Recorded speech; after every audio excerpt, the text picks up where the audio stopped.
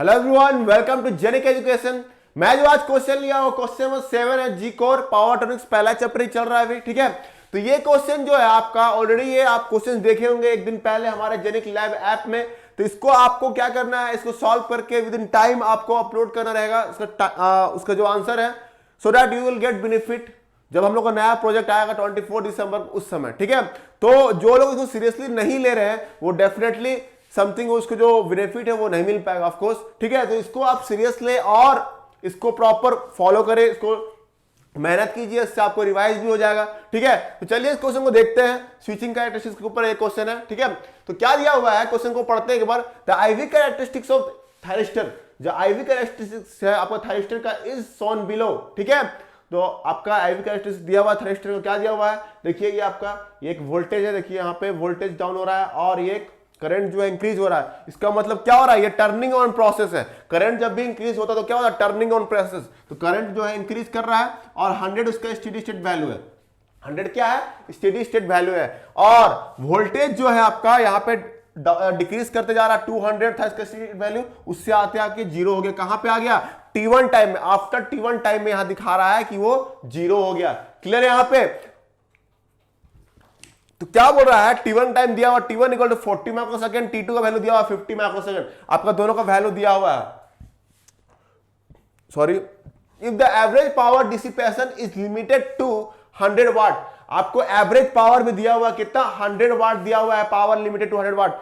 Then the switching frequency will be, switching frequency आपको calculate करना है, यहां पे एफ कैलकुलेट करना है, यहां पे फ्रीक्वेंसी नहीं दिया हुआ है, आपको एफ कैलकुलेट करना है। तो आपको एवरेज पावर दिया हुआ है तो आप एवरेज पावर से इसको जा सकते हैं और उसका जो फ्रीक्वेंसी है उसको कैलकुलेट कर पाएंगे, ठीक है। क्योंकि frequency is nothing but 1 by time period. तो आपको टाइम पीरियड पता चल जाएगा तो फ्रीक्वेंसी पता चल जाएगा, ठीक है। तो आपको यहाँ पे एवरेज पावर आपको दिया हुआ है, उसी से आपको प्रोसीड करना होगा, ठीक है। यहाँ पे तो मैं इसको दो मेथड से बताऊंगा आपको।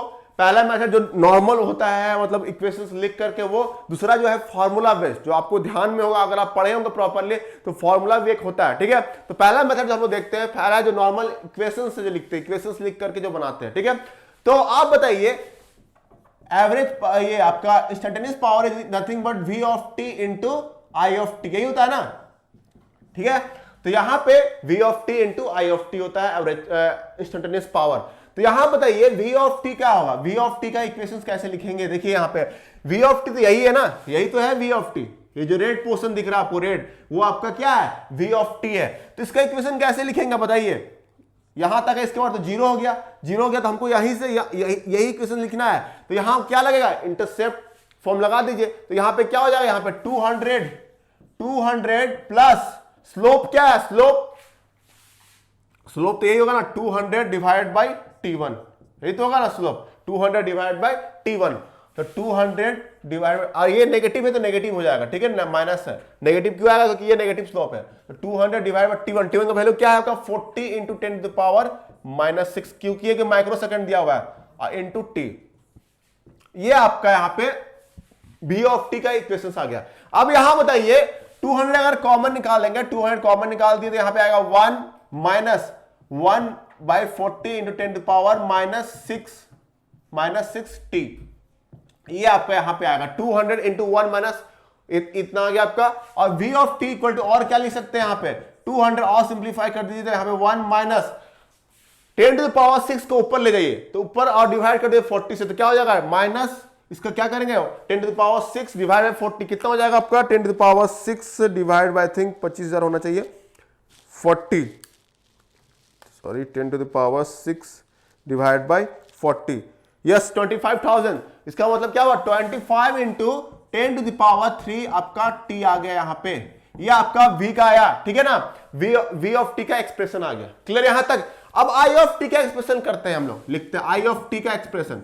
i ऑफ t का एक्सप्रेशन क्या है, i ऑफ t का एक्सप्रेशन कैसे लिखेंगे, ये देखिए स्ट्रेट लाइन ये भी है और ये किससे पास कर रहा है, ओरिजिन से पास कर रहा है, मतलब y इक्वल टू mx वाला लगेगा। तो यहाँ पे y इक्वल टू, ये इसके ऊपर वाला क्या था, y equal to mx plus c, intercept form. तो यहां बताइए आपका y इक्वल टू mx होगा तो यहाँ m का वैल्यू क्या हो जाएगा, m का वैल्यू आपका हो गया 100 डिवाइड बाय 50, यही तो है ना, 100 divide by 50 into 10 to the power -6 आपका t, ये आपका करंट का आ गया। 100 डिवाइड 50 कैसे आया, देखिए यहाँ पे T2, यही तो है ना, यही तो स्लोप होगा ना, ये डिवाइड बाई T2, ये पोर्शन, क्योंकि 100 कॉरस्पॉन्डिंग क्या है, T2 है।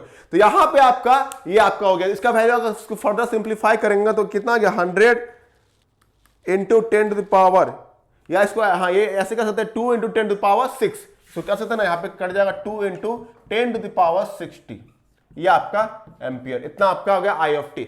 आप बताइए यहाँ पी ऑफ टी क्या हो जाएगा, P of T is nothing but V of T into I of T, तो क्या हो जाएगा यहाँ पे 200 into 1 minus 25 into 10 to the power 3 T, और इसको किससे मल्टीप्लाई करना होगा, into 2 into 10 to the power 6, यही तो है इंटू टी, ये इसको इससे मल्टीप्लाई करना होगा, ठीक है।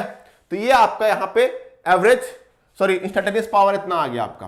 अब हमको क्या निकालना है, एवरेज पावर निकालना है। तो average power is nothing but क्या होता है, फॉर्मूला होता है ये 1 बाय टाइम पीरियड इंटू 0 से T1। T1 क्यों लिखेंगे आप बताइए, यहां पे T1 क्यों लिखेंगे, क्योंकि यहां पे जो देखिए जो ग्राफ आपको दिया हुआ है V और I का जो वैल्यू एग्जिस्ट कब कर रहा है, ओनली T1 तक, देखिए उसके बाद आपका वोल्टेज क्या हो रहा है, 0 हो जा रहा है। तो वोल्टेज अगर 0 हो गया तो मल्टीप्लाई करेंगे उसको करंट से तो हमेशा 0 ही आएगा ना। तो यहां T1 तक वोल्टेज जो है आपका यहां से यहां तक आपका वोल्टेज जो है 0 नहीं है और करंट भी 0 नहीं है इस केस में, तभी हमको उस केस में पावर जो है हमको मिलेगा। लेकिन इसके बाद जब देखेंगे T1 के जस्ट बाद क्या हो रहा है, वोल्टेज जो है 0 हो जा रहा है। तो वोल्टेज अगर 0 हो गया तो डेफिनेटली हम लोग को इसको इसके आगे पीरियड को कंसीडर नहीं करना है, समझ में आ रहा है कि नहीं। तो यहां पे आपका 0 से T1 हो जाएगा और P of T into dt, यही हो जाएगा आपका एवरेज पावर।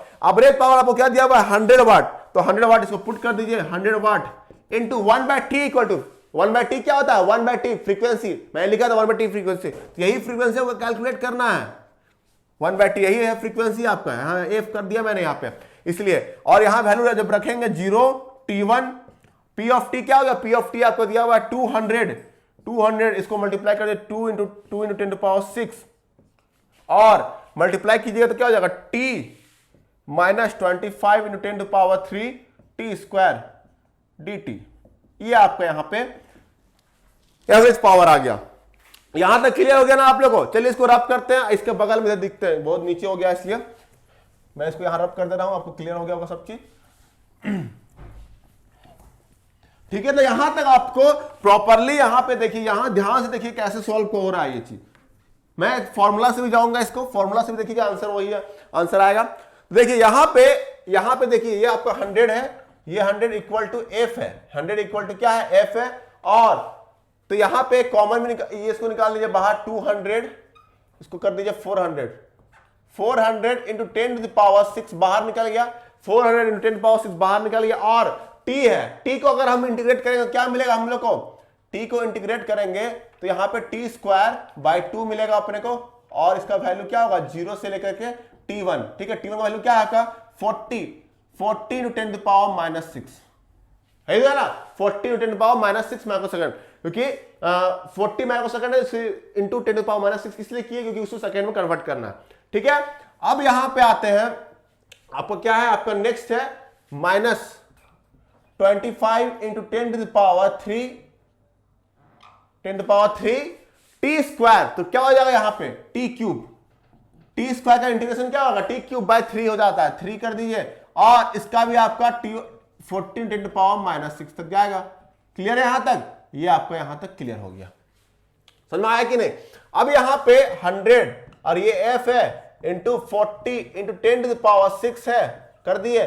अब यहां वैल्यू रखिए, वैल्यू रखेंगे तो क्या होगा, टी स्क्वायर मतलब 40 इंटू 10 टू पावर माइनस 6 का होल स्क्वायर हो जाएगा, 40 इंटू कैलकुलेट कीजिए कितना आ रहा है 10 टू पावर माइनस 6 का होल स्क्वायर डिवाइड बाय 2, ये आपका आ रहा है, ये आपका 40, इसका जाएगा क्या 40 इंटू 10 टू पावर माइनस 6 का इसको होल स्क्वायर कर दीजिए डिवाइड बाय 2, ये आपका यहां पे आ गया, यहां तक आ गया, ये आपका हो गया 25 इंटू 10 टू पावर 3 बाय 3 हो जाएगा, और यहां 40 इंटू 10 टू पावर माइनस 6 का ये आपका यहां पे क्या हो जाएगा होल क्यूब, यही तो है ना। 40 इंटू 10 पावर माइनस 6 का होल क्यूब आ गया। ठीक है, अब यहां से और कॉमन निकलेगा क्या, 40, ये कॉमन निकल गया, तो कॉमन निकाल देते हैं, क्या हो जाएगा 40 इंटू 400 इंटू 10 पावर 6, फर्दर से कॉमन निकलेगा 40 इंटू 10 पावर माइनस 6 का होल स्क्वायर कॉमन निकल गया, तो यहाँ पे क्या बचेगा, यहाँ पे 1/2 और यहाँ पे minus 25 into 10 power 3 into 40 into 10 power minus 6 हो गया, यहाँ पे डिवाइड बाय 3, ये आपका यहाँ पे आ गया। यहाँ पे यहाँ तक क्लियर है आपको। अब इसको कैलकुलेट करते हैं, क्या आ रहा देखिए 0.5 माइनस 25 इंटू 10 पावर 3 और into 40 into 10 power minus 6 divide bye 3, 0. इसका जो वैल्यू आ रहा है वो क्या आ रहा है 0.1667 इतना आ रहा है अप्रोक्सीमेट। अब इसको इससे मल्टीप्लाई कर दीजिए तो क्या मिल रहा है देखिए 400 into 10 to the power 6 into 40 into 40 नहीं होगा 1600 हो जाएगा ना, 1600 into 10 to the power minus 12 into 0.1667, ये आपका यहां पे आ गया 100 इक्वल टू एफ इंटू 0.10668 इतना वैल्यू आ रहा है। तो एफ का वैल्यू क्या आ गया 100 डिवाइड बाय 0.10668, इसको डिवाइड कर दीजिए, कितना आंसर आ रहा है 100 डिवाइड बाय 0.10668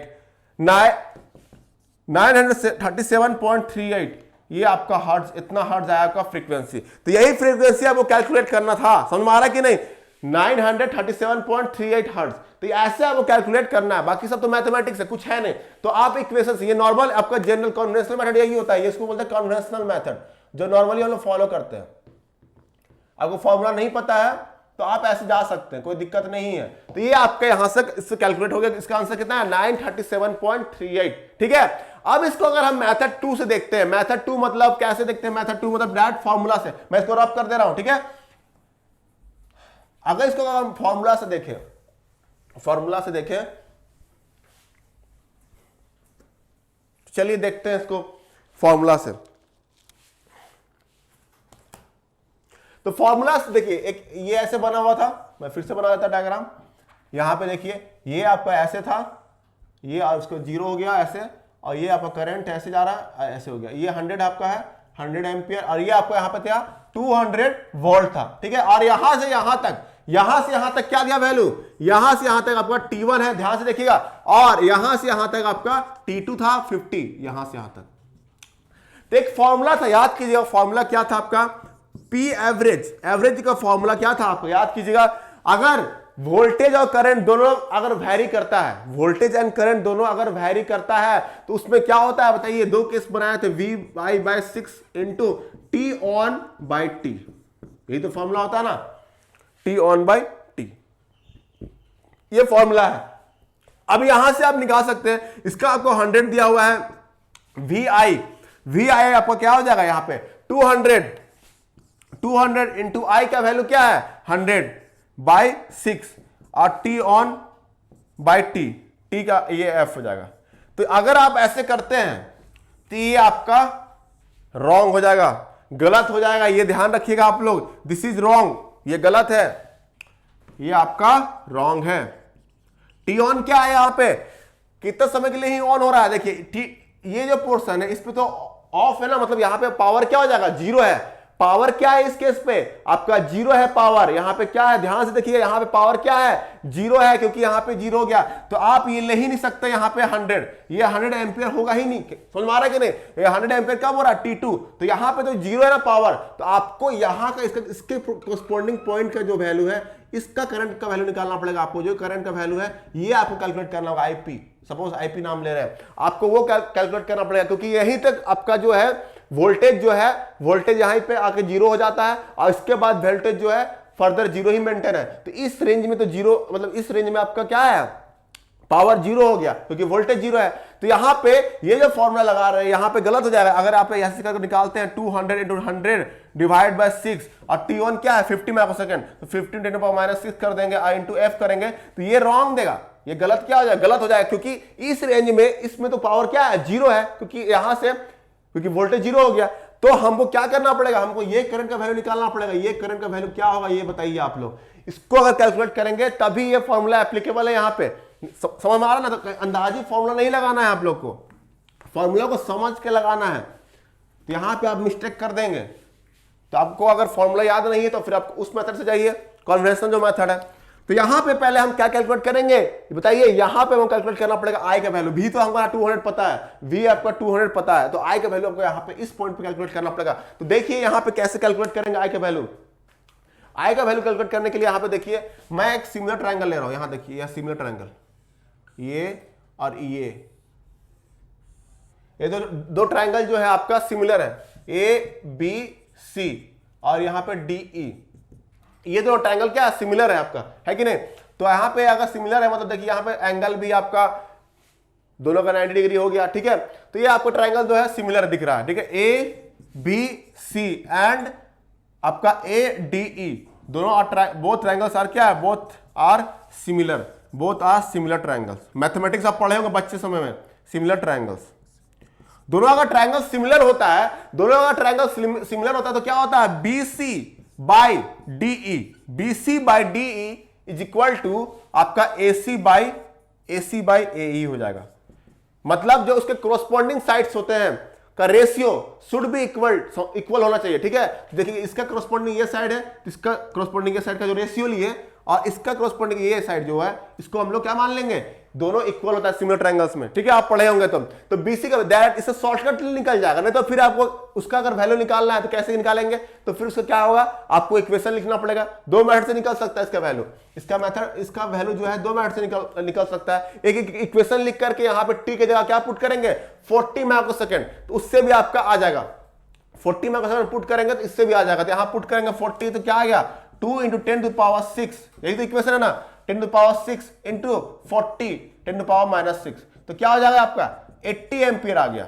यहां पे क्या आया इसका वैल्यू, यहां पे आया आपका 80 एम्पियर, ये 80 एम्पियर। और इससे भी निकालेंगे अगर इक्वेशन नहीं लिखना चाहते हैं और ट्रायंगल आपका मैथमेटिक्स थोड़ा सा स्ट्रांग है, मैथमेटिक्स स्ट्रांग है तो आप ऐसे भी निकाल सकते हैं। तो यहां पे BC क्या है, BC आपका यहां पे निकालना है, BC तो निकालना है। D का वैल्यू क्या है, D का वैल्यू दिया हुआ है आपका 100 एम्पियर इंटू AC क्या है, AC का वैल्यू दिया हुआ है 40 और ये 50, 10⁻6 कैंसिल। तो यहां से BC का वैल्यू क्या आ गया 100 × 40 डिवाइड बाय 50, तो यहां भी आपका क्या हो गया 80 एम्पियर। देखिए इससे भी 80 एम्पियर आ गया। तो मैं यहां पे इसका वैल्यू निकालने का तरीका मैं बता दिया, ठीक है। अब फॉर्मूला वो ये ठीक है। अब यहां क्लियर है, यहां तक कोई डाउट नहीं होना चाहिए आपका। मैं इक्वेशन से लेके बना दिया और एक इससे भी निकाल दिया, सिमिलर ट्रायंगल से भी। क्लियर है यहाँ पे। अब इसको अब हम लोग रख सकते हैं, इसको इस फॉर्मूला में रखेंगे तो उससे भी आपका आंसर आ जाएगा क्लियरली, ठीक है। तो ये आपका यहां पे हो गया क्लियर। चलिए इसको देखते हैं हम लोग क्या आंसर आ रहा, देखते हैं इसका, ठीक है। आंसर क्या आता है। तो अगर V एवरेज क्या दिया हुआ है आपका, V एवरेज दिया हुआ है 100, तो 100 इक्वल टू V का वैल्यू दिया हुआ है 200 इंटू, अब एप्लीकेबल है I का वैल्यू क्या दिया हुआ है 80 दिया हुआ है आपको इस पार्टिकुलर, जहां तक दोनों वैरी कर रहा और टाइम है उसको, ठीक है 80 और इंटू टी ऑन का वैल्यू क्या दिया 40 × 10⁻⁻6 होगा, क्योंकि 40 तक ही वोल्टेज और करंट जो है एग्जिस्ट है, बाकी उसके बाद वोल्टेज जीरो हो जा रहा है, इसलिए पावर भी जीरो हो जाएगा। समझ में आ रहा है कि नहीं, बार बार मैं बोल रहा हूं, रिपीट कर रहा हूं, इस चीज को ध्यान रखिएगा आप लोग, और यही मिस्टेक होता है आप लोगों का। और टाइम पीरियड क्या हो, यहाँ पे एफ है, क्लियर है। तो आपको एफ निकालना है, तो ये हो जाएगा 100। ये फॉर्मूला आपको पता होना चाहिए था। डायरेक्ट अगर फॉर्मूला पता है तो डायरेक्ट इससे आंसर शॉर्टकट निकल जाता है आपका 200 × 80 × 40 × 10⁻⁻6। ये आपका यहां तक क्लियर हो गया होगा, ठीक है। तो ये आपका क्लियर हुआ, तो इसका आंसर देखिए कितना आ रहा है, देखिए कैलकुलेट करके 600 divide by 200 into 80 into 40 into 10⁻⁻6, देखिए 937.5 फ्रीक्वेंसी क्या आया 937.5 आया हर्ट्ज। तो यही आपका आंसर आएगा, लगभग यही अप्रोक्स का इसका आंसर है। क्लियर है कि नहीं। तो ये आपका दोनों का लगभग अप्रोक्स, उसका क्या था 937.38 आया था, तो अप्रोक्सीमेटली दोनों सेम ही है, ठीक है ना। तो ये आपका यहाँ पे इसका दूसरा तरीका ये था, आपका फॉर्मूला से जा सकते थे। अगर फॉर्मूला याद नहीं है तो फिर कन्वेंशन से जाइए, तो उससे भी आंसर आपका आ जाएगा। क्लियर है यहां तक। तो ये था आपका हमारा सॉल्यूशन, कैसे क्वेश्चन को करेंगे, ठीक है, तो ये आपको यहाँ पे मैं आपको क्लियर कर दिया सारा चीज। अब इस सेशन को यहाँ पे, इस वीडियो को यहाँ पे एंड करता हूँ। होप कि आपको समझ में आया होगा प्रॉपर्ली क्या है। ठीक है, चलिए इसको एंड करते हैं, फिर नेक्स्ट क्लास में मिलते हैं हम लोग। नेक्स्ट क्वेश्चन, नेक्स्ट चैप्टर के क्वेश्चन के लेके मिलेंगे। ठीक है, थैंक यू।